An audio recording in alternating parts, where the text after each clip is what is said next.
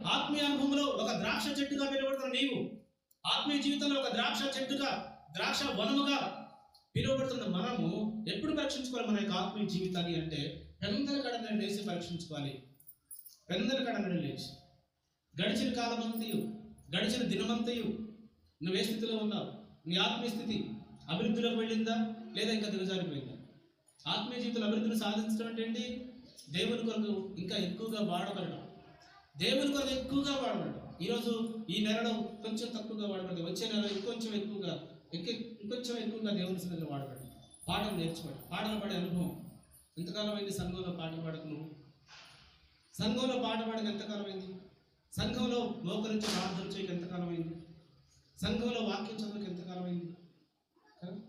ఎప్పుడైనా పరీక్షించుకున్నాము? ఎప్పుడైనా పరిశీలించుకున్నాము? దేవుడు ఇచ్చినటువంటి అవకాశాలను కూడా కోల్పోతున్నాము. దేవుడు ఇచ్చినటువంటి తలాంతులను